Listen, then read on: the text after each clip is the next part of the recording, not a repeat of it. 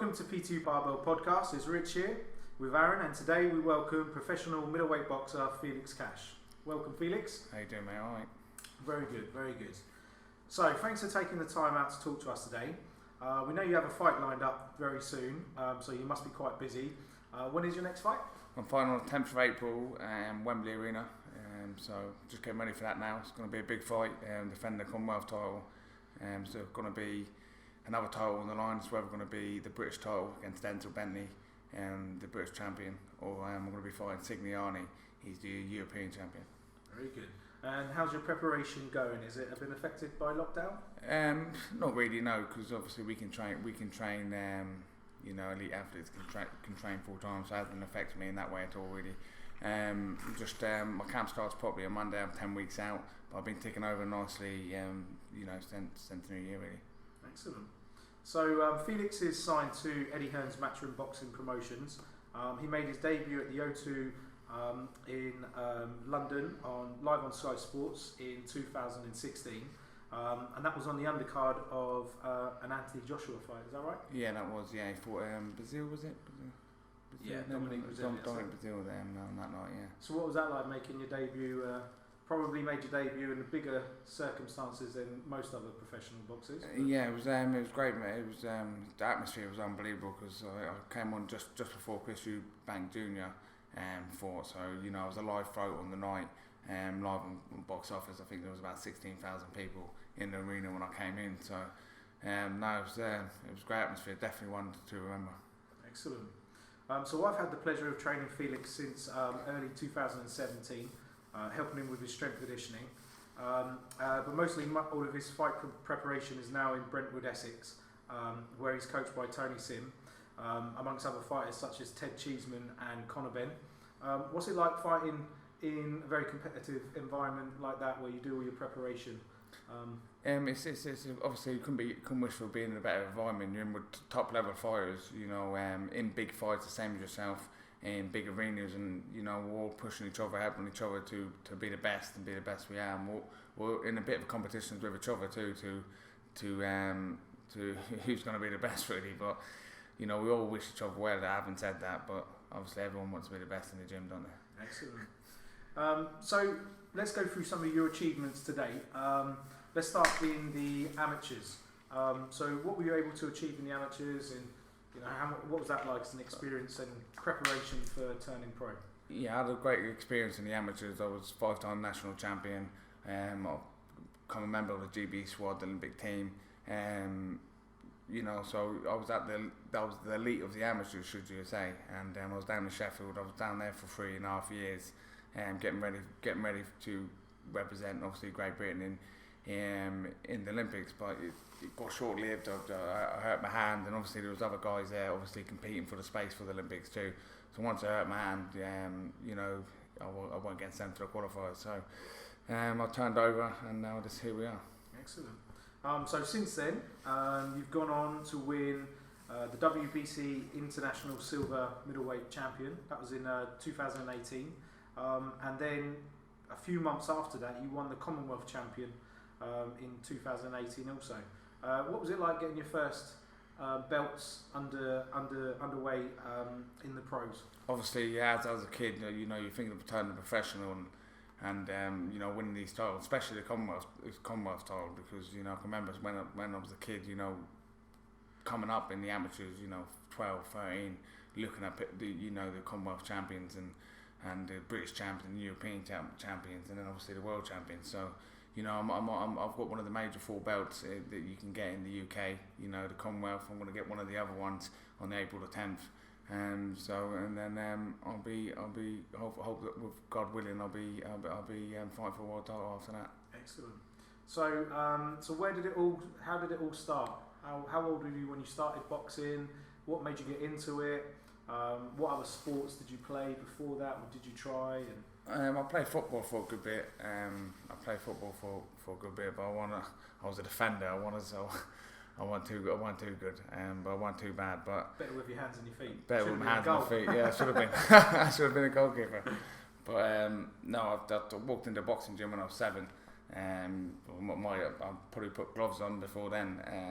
My brothers boxed, my older brothers, they all boxed. My dad boxed, my uncles boxed, and they all fought. The fighting is in the blood in my family, and I've just took it up. And my brothers were very good fighters too, and but they got to a certain, when you get 16, 17, you get involved with, they're good amateurs, and you get involved with women and going out and having a good time, and and then they all got married young too, and you have a family to support. It's if you ain't got the right team behind you and people behind you, it's a hard sport to be in, a very hard sport to be in. So they couldn't obviously pursue it as much as maybe they could have, but that's another story and another. So do you think you learned from maybe some of, not say the mistakes, but you took a slightly different path to what maybe some of your brothers did, so that you were able to carry on going, or was it? I believe I was a little bit better too. No, I took it down another level. I got on the GB squad, and things could have been different if I never got maybe on the GB squad at the time I did. But I got on the GB squad, and and I haven't looked back, and the main goal is to become world champion, and that's what I'm in the game for, and that's what I'm in the sport for, and I'm going to go and pursue that goal until it's over, basically. Excellent. Do you have a favourite memory of the amateurs, like your biggest achievement? Obviously 5 times national champion, but was there any one thing that sticks out in your mind? Really, the happiest I probably was, I fought a very good fighter called Johnny Cole. He's a mate of mine too, another traveller. But we knew each other for a long time, so it was a big fight, and we were only kids at the time, younger at the time, and a lot of people were talking about it. So it was victory over him was good, but it was a very close, good fight, and I was very pleased with that. And then that was the place for the final, so that was like our final, so. Once I won that, the guy in the final, I knew I'd beat pretty easy. But that was my final really, because he was a very good fighter, and so it was like the final. Did the amateurs take you further afield? Get to see some of the world? Yeah. When I was on the GB squad, I went to Romania, won the golden belt, won the gold over there for GB in the golden belt tournament. I went to Kazakhstan. I've been to America. I've been all over. I've been all over with GB, and I've seen beautiful parts of the countries. I've been to China. I've seen some bad parts of the country. Yeah. Not saying China for that reason, but I mean I've got sick over there, and you didn't get to see Yuhan then? No, I never seen Yuhan. No, but no, I got sick over in China. I got put on the drip. So did Jake Ball. He was on there. A few of the other team got sick over there. That wasn't the best trip to remember, but I'm very, very pleased I went there, and to see the country, see how they live, and that's one place I won't forget. Yeah, very good. So, obviously, growing up boxing, you've got the inspiration of your brothers. Do you have a favourite fighter yourself, professional fighter? My favourite fighter when I was younger, when I was 13, 14, coming up, or a bit younger than that, was Joe Kawasaki. I used to watch him all the time. It was just my favourite fighter. Some people you just cling on to their career, and that was one of the careers I clinged on to. And he was my favourite fighter. It's a great inspiration right there. So what's your inspiration, motivation? It's a hard sport. As they say, you don't play boxing. So what keeps you going? Is it the goal of getting a world championship belt? Is it a lucrative life, living the dream, or is it just something that you just enjoy doing? It's hard to describe. Boxing's in my blood, and I don't know. It's just part of my life, to be honest with you. I've done it for so long. I can't imagine boxing not in my life. So the goal is to become world champion, and I'm on the road there. So I've just got to keep focused, keep training hard, and God willing, the dream will come true. Excellent. So when did using the gym, training with weights, using a barbell, when did that come into your training? Was that something you did at the amateurs? Was that more so when you've been a professional? That come into play with me when I was strength and conditioning, because when I was in the amateurs I never used to do strength and conditioning. I used to run, box and train, and that was it. But then when I got into the GB squad, obviously when you get into that level down in Sheffield, they've got a great team down there, great establishment down there. You have a strength and conditioning coach. I never used to do no strength at all, but when I got on the GB squad, then strength and conditioning come into play. We done it twice a week down there every week, and that's with the boxing and the runs too. So that's when strength and conditioning really come into play with me. Did you feel different straight away? You know, from my small experience of going to boxing gyms, it was always like circuit based stuff. Yeah. Press ups. Yeah, that's what it was with me, lunges. Really. But yeah, no, I didn't like it in the beginning because I was sore, very sore. Because we do a strength and conditioning, and then I'd have to go and spar. Well, you used to think, Mum, why are we doing this? Legs. I mean, this is too much. But, legs like lead. But no, it's got to be done. It's a big part of boxing, especially this day and age. You know, the performance of everything now has gone so high advanced, and everyone's doing everything to get an advantage, and there's new ideas coming out all the time, and strength and conditioning definitely helps, and for strength and injury wise, sometimes it helps prevent injuries too. So it's very good to add to the game. Excellent. So we've gone through obviously your favourite memory. What's your toughest challenge? What have you had to overcome? You mentioned you had injury. Have you had any one opponent that you thought, oh, you know, maybe it's going to be a tough fight for me, or a round didn't go your way? Does anyone stand out in your mind which you've had a big challenge and you've had to overcome? Every fight, I'll get worried about every fight, because boxing's a funny sport. One punch can be all over, and at the end of the day, you're in with all trained men. It don't matter how much favourite you are on paper. It don't always work out that way. So I never underestimate anyone, and that's anyone steps into the ring with me, they get my full respect, and I make sure I'm on the ball watching them. So the ones that stand out beforehand, you talking about beforehand or actually in a fight? In a fight, maybe. Not really. Currently undefeated in the pros, so maybe you haven't experienced it yet. Not yet. Let's hope I don't even. Right. So tell us about your current training regime, or you know, what a normal week in the life of a pro boxer might look like, or you know, your experience of it. You know, you're with Tony Sim up in Brentwood. Great surroundings. Good team there. So, you know, what would an average week look like for you? Brutal.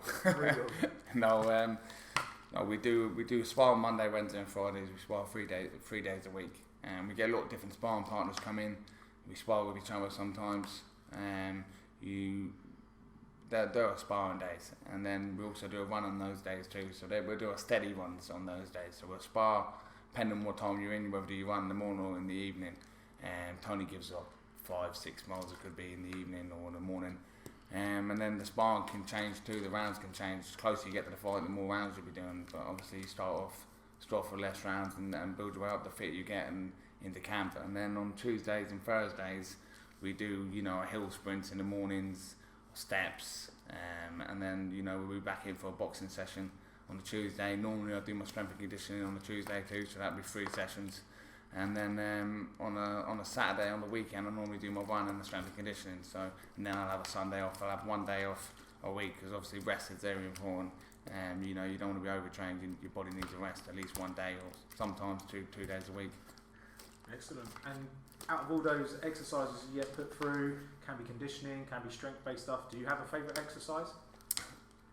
Sparring, really. Sparring? Yeah, because you hit it back, you can hit it back. Listen, I enjoy the pads and the bags and all that, but it's sparring. It can be the hardest sometimes when you're not fit, but if you're fit, and I do enjoy sparring. Excellent. So what would you say differentiates some of the top level boxers out there? What makes one person, obviously, is landing a shot or beating them on points, but those on the cusp of making it top level and those that are top level, what would you say differentiates? Is it the skills? Is it strength conditioning? It's definitely the skill. I think there's levels in boxing, and I think but if the two people are top level fighters and there's not much between them, then I think the training comes into play, the strength and conditioning comes into play. Who's done a little bit more? Who's done a little bit? Who's slacked a little bit on that? And then also what comes into play? Who's had a good camp? I've been into fights and I'm coming into a camp and you get little injuries and You know, when I went to fight, when I fought Jack Cullen that time, you know, I couldn't run. I never run for 4 weeks before the fight. You know, little things like that when two people are on level par, really. You know, when you're talking a matter of tiny margins of you know, split seconds that can win and end the fight. Sometimes that can be the difference. Excellent. So when you move closer to competition, you said you're 10 weeks out, was it? About 10 weeks out, yeah. 10 weeks out today, actually. Yeah, it's 10 weeks today. So what will happen now to make it? You know, you're going into camp now. Is it? You mentioned that you stay up in Brentwood now. I'll stay up in Brentwood. I will stay up in Brentwood about 8 weeks out, so I'll still be driving back and forth. But when I mean camp starts, I'll watch what I'm putting into my body, food wise. You know, I still eat pretty well, but you know, just it'd be very clean eating. I'll cut out the chocolates, the snacks. I try to anyway. Do you have a set? Do you keep the same food every day so you know you can obviously? The thing with me, everyone's different, and everyone's different, and I've done it for years. I know what to eat, and you know, I know what to eat and what's clean and what to eat. So I don't have the same. If I go into a restaurant, I just order clean food. You know, don't get me wrong. You go to some restaurants, it's obviously pickled with salt and other stuff. But you know, if you go to a half decent restaurant, you can eat clean and eat healthy. You can still go out for food like on a meal. Not at the moment with COVID, but I mean, you can go out for food and eat clean. So I just know what I'm eating. I'll check my weight in the morning. I know, you know, if I've got to be steady here today, or I can afford to eat a bit more. So I've done it for years. So my plan, I know my body, and I'm pretty good at it. So for those that are not too clued up on the weight that you fight at, what weight will you have to be on fight night? Well, I'll have to be. Well, fight night's different. Well, the way we weigh in the day before, don't we? So I've got to be 72.8 kilo, I think it is. Or to everyone, that's in kilos, but in pounds, I've got to weigh on the scales at 160. So 11 stone 6 that'd be. So I've got to check in that weight. The weigh-in's normally about 1 o'clock the day before, in the afternoon. So I'll get on the scales, and then I can move fuel and move. I normally put on about 10-12 pound. So about 10 or 12 pound heavier at the time I get into the ring on fight night. Excellent. And do you take any supplements? I do take supplements. The only supplements I take is probably like protein and stuff. But then again, you can eat. I look at it this way: to have a protein, I'd rather eat food than have a protein shake. Mm-hmm. It's, you know, you best have a piece of chicken than a protein shake. But obviously, if you can't get to that, and you can't get into your body quick enough, then obviously the next best thing. Yeah, and obviously being a very I take loads of vitamins, multivitamins and stuff. Obviously being a very fine controlled drug-free sport, I'm guessing that any supplements you have to take, they have to pass. Yeah. Anything I take at all, you know, I go on the UK anti-doping and I check it out before I take it. Any vitamins and stuff like that, you know, I check the brand out and to check. But normally they have UK Porn Sport on the brand. Most brands, well, good reputable ones will have them on there. Excellent. So mental strength. Obviously, we've gone through the physical conditioning, being prepared to go into battle, essentially. You know, for anyone who does a combat sport, just getting into the ring, the dojo, the whatever, takes a lot of mental strength. Are there any coping strategies, any sort of things that you do, mental rehearsal?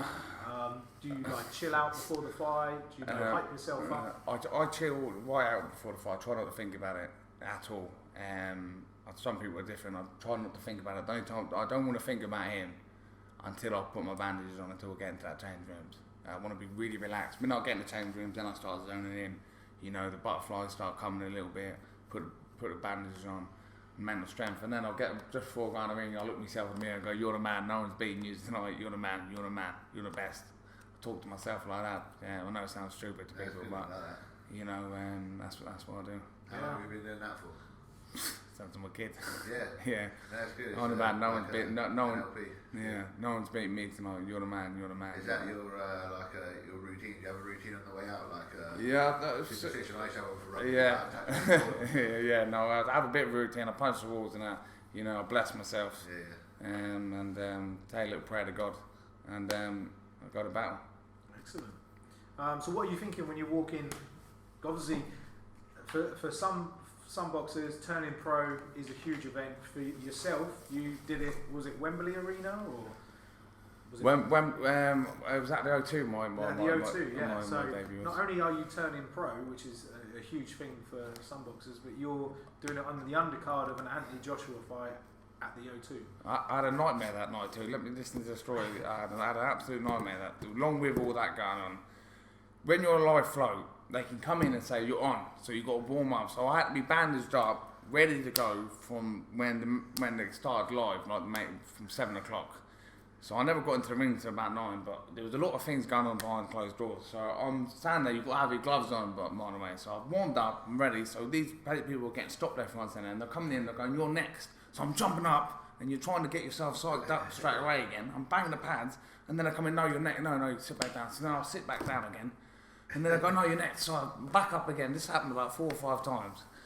And I thought, this is a joke. And you're sweating and obviously the nerves. So you're going a bit flat and all. So you're all psyched up. And then you start going. It's called an energy dump. Yeah, I'm starting to go. And then you start going flat. You know what I mean? Then you go back. And then when I eventually did go out, you know, the crowd, and obviously when you're looking at the lights and that, I did get back up. But before that, I thought, I'm fucked here. You know what I mean? I went flat as a pancake. Yeah. But no, listen, it was a great show to be a part of. And how did that fight go? Yeah, I won on points, but I boxed very bad, to be honest with you. Yeah. I walked out there. I chinned him with the first punch I hit him with. It was within about 20 seconds. The first right hand I hit him with, he went down. I thought, yeah, this is easy. This is all over. Crowd went mad, and then fucking cunt started hitting me back. Sorry for the language. That's alright. We've had worse. Yeah. So. What's just go back to your coach as well. It was Tony Sims, you said? Tony Sims, my head coach now. But I had my pro debut with Johnny Edwards. Oh yeah. Who would you say has influenced you the most, whether it be like your brothers or your coaches or your family? Like, who influenced you the most to just carry on and get up every day and do that shit? My kids really. Yeah. You know, I look at my kids. What I want a better life, I want a good life for them. They've got a good life. I'm saying they're not in a bad way now, but I mean, I do it for them, and I do it for myself really too. I've been doing this a long time. I put a lot of hard work into it. And, I want to make sure that the work won't wasted. And with your boxing style, who do you think's influenced you with that? Like, obviously you said about who you watched back in the day. Who do you look up to, and which coaches do you think's really helped hone your style? Tony Sims is, he's the work he's put in with me. He's made me such a better fighter. No disrespect to my other coaches, but the work he's put in with me every day in that gym and the sparring and all the boys, a lot of things have helped. I think I've matured a lot as a fighter, but it all comes down to experience too. The pro game is definitely different than the amateurs. Don't get me wrong, you're a good amateur, you've got more of a chance of being a good pro. If you're a shit amateur, I think you've got no chance as a pro. But it is different. There's longer rounds. Whereas you're a good amateur, they can kind of keep up their style for maybe 3 rounds, and when they're in a 12-round fight, it's no good because it's too hard of work to stay on the toes and to bounce around. They don't have to stand. So, no, Tony Sims has definitely influenced me massively. Technique-wise and training-wise, and moulded me into the fighter I am today. Motivation, my kids, obviously my missus, my family. My dad is, I look up to him so much. My dad, he was a great fighter, great man, and he's pushed me. And he always said to me, if you're going to do something, do it properly. I don't bother doing it at all. So I'm a strong believer in that. Excellent.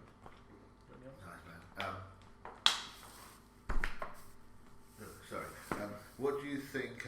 So when you brought in weight training, where did you feel it had the most benefit for you, and how did it transfer over? So like, you're bringing in squats and bench and all that sort of stuff, and actually.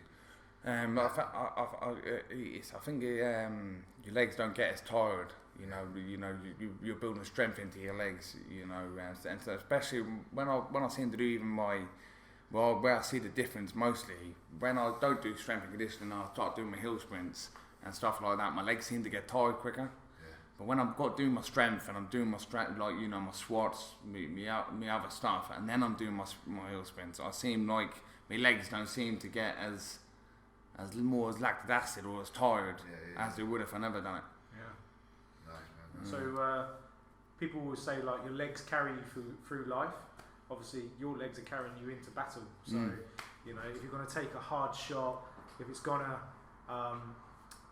you know, challenge you, you know, legs are wobbly, the more resistance training you've done, make them endurance proof, make them fatigue proof, the better. Also with your injuries that you've had, have you had like strength based rehabilitation? How what kind of injuries have you had? Well, I've had a couple of hand injuries, a couple of operations in my hand, but they were a long time ago. They were, you know, I'm getting on a bit now. I'm thinking how long ago they are. It seems like yesterday. No, it was about 6 years, 7 years ago now. So that my hand injuries, bloody hell. And but touch wood, my hands have been good as gold since. Yeah. So and really since then, like in the time that we've trained together, I've only really known a few like. yeah, you always have a niggles. Listen, I think everyone has niggles. I bet you even train in Absolutely. in gym. I've said it before on this podcast. Like trying to learn a combat sport. How old are you? 27. I'm 30. I think I started when I was 33. I've never been so injured in my life. Yeah, But it's niggles. And it's niggle. I don't think I've ever actually been through a camp where I ain't had a niggle and my back ain't been sore, or my hand ain't been a bit achy, or my legs been a bit sore, my ankles been a bit sore. So there's always something, Yeah. you know. Or if there's none of that, you get cut and sparring a couple of weeks before, so you can't spar a couple of weeks before, and then that's in your head. You think my time is going to be off. So you know, there's always something. There's bound to be something. Yeah, you must love it for you to just get up at those early mornings, doing the runs in the rain that we see you doing. I do hill sprints, the steps of justice that we see you sprinting up. Don't get me wrong. Listen, I do a bit of complaining, but listen, I do love it. I love being in the sport. I love being around the lads in the gym. I love doing what I do. But don't get me wrong. I do a good bit of complaining to the missus. I do a good bit of complaining of why I was going to do this. You know what I mean? I do a bit of sulking now and again. You know what I mean? Who's the worst complainer in your group back where you train? Then is it you or is it someone else? Yeah, here you put someone on blast now. Yeah. Who moans the most in your where you train? Probably me. No, we all do. We all take.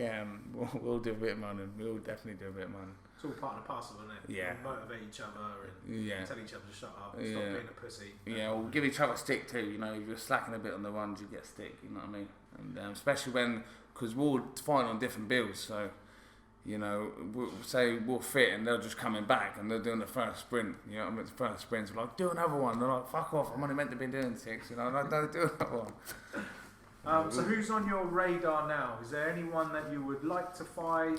Is you know, who are the? So you've said that you could be fighting for the British Championship or the European Championship. I'm mandatory, so you know the kind of purse bids on the 10th of February. So listen, I want the British title because the prestigious title. Denzel Bentley's got it, so he's gonna get it, or it's gonna be Sigliani's gonna get it. But either way, it's gonna be one of them guys, and I'm gonna take their heads off. And is there any world championships, world champions that you would like to fight? Listen, obviously, one fight at a time. I'm not looking too far. I'll look one fight at a time because anything can happen. So, one fight at a time. But listen, obviously, the dream fight would be to fight Canelo. Obviously, you know he's unbelievable. Obviously, it'd be a pleasure to share a ring with someone like him, and you know you're getting paid well for it and all. Where would you love to fight? If you could fight, you know, Joshua's been fighting in Saudi Arabia. Yeah. You've got Madison Square Garden. Madison Square Garden or Las Vegas. I would like to fight there. Listen, I've fought in all the big arenas. I've fought in Manchester Arena, at the O2, Wembley Arena. You know, I've done the big arenas over here. Haven't done the JC Stadium yet, eh? No, exactly. We need to do. That's exactly what we need to do. We need to win the world title, don't we? That's what we need to do. You have a little parade to there. Yeah. The Reading Football Club, and then we'll do that, and then we'll head over to Las Vegas. That's it, excellent. It's not much to ask for, is it? No, that'd be wicked. So, do you have any sponsors that you'd like to mention? Those that support you? Yeah, Terra Firma Pipeline has been my friend Ivor Wells has been a long sponsor of mine for the last 3 or 4 years now. You know, I've got Dapper Laughs, he got Last Beer, so shout out to them guys.